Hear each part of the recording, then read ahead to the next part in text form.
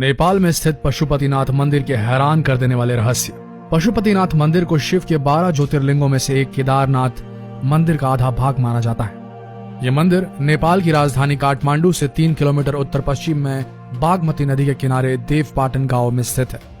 नेपाल की पावन भूमि आध्यात्म की सुगंध से सराबोर है। यह जगह पूरी तरह से जिंदगी के आध्यात्मिक पहलुओं से जुड़ी है।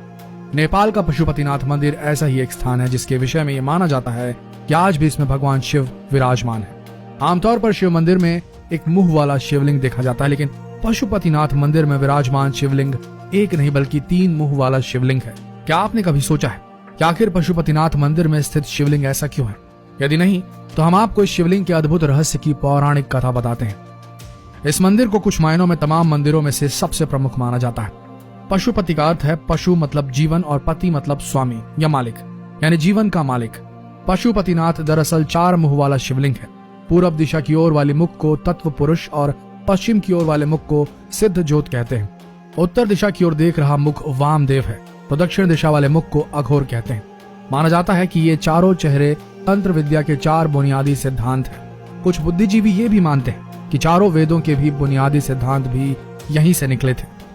माना जाता है कि ये शिवलिंग वेद लिखे जाने के पहले से ही स्थापित हो गया था। पौराणिक कथाओं के अनुसार जब महाभारत के युद्ध में पांडवों द्वारा अपने से रिश्तेदारों का खून बहाया गया, तब अपने ही भाइयों के वध करने की वजह से पांडव बहुत दुखी थे। उन्होंने अपने भाई और सगे संबंधियों को मारा था। इसे गोत्र वध कहते हैं। उन्हें अपनी करनी पर पछतावा था। वह इसका निवारण करना चाहते थे। तब भगवान कृष्ण ने पांडवों को इस गोत्र के दोष से मुक्ति के लिए शिव की शरण में जाने को कहा था। ये सुनकर पांडव शिव की खोज में निकल पड़े थे। शिव नहीं चाहते थे कि उनसे जो जघन्य अपराध हुआ है उसे उनको इतनी आसानी से मुक्ति मिल जाए, इसलिए पांडवों को अपने पास देखकर उन्होंने एक बैल का रूप धारण कर लिया था और वहां से भागने की कोशिश करने लगे थे। इसे पांडव समझ गए और वे उनको पकड़ने की कोशिश करने लगे। इस भागादौड़ी के कारण शिव जमीन में लुप्त हो गए। फिर जब वो फिर बाहर निकले तब उनका शरीर 4 भागों में बंट गया। कहते हैं कि तब से ही शिव के इस 4 मुख वाले शिवलिंग का अस्तित्व हुआ। विश्व में 2 पशुपतिनाथ मंदिर प्रसिद्ध हैं, एक नेपाल के काठमांडू का और दूसरा भारत के मंदसौर का। दोनों में ही मंदिर में मूर्तियां समान आकृति वाली हैं। नेपाल का मंदिर बागमती नदी के किनारे काठमांडू में स्थित है और इसे यूनेस्को के विश्व धरोहर में शामिल किया गया है। यह मंदिर भव्य है और यहाँ पर देश विदेश से पर्यटक आते हैं। माना जाता है कि यह लिंग वेद लिखे जाने से पहले ही स्थापित हो गया था। पशुपति काठमांडू घाटी के प्राचीन शासकों के अधिष्ठाता देवता रहे हैं।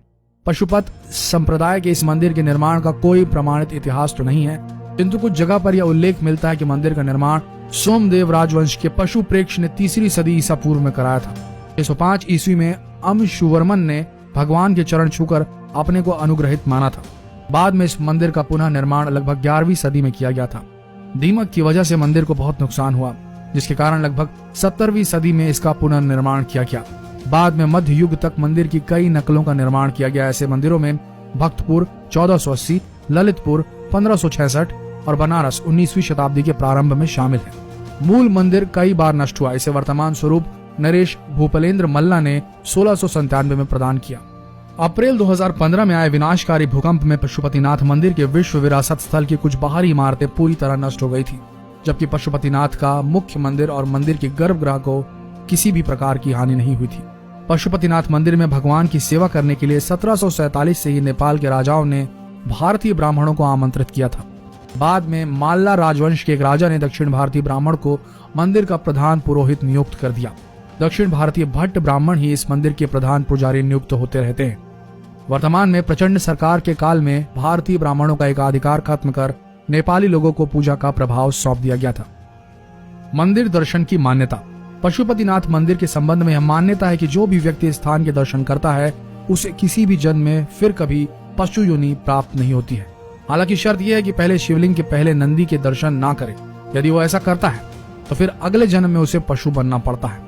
मंदिर की महिमा के बारे में आसपास के लोगों से आप काफी कहानियां भी सुन सकते हैं। मंदिर में अगर कोई घंटा आधा घंटा ध्यान करता है तो वह जीव कई प्रकार की समस्याओं से मुक्त भी हो जाता है। तो दोस्तों, आशा करते हैं ये वीडियो आप सबको पसंद आया होगा। ऐसे ही वीडियोस के लिए बने रहिए हमारे इस पेज शिव पुराण के साथ और इस वीडियो को जितना हो सके शेयर करें ताकि लोग भी जाने नेपाल के पशुपतिनाथ मंदिर के रहस्यों के बारे में। धन्यवाद।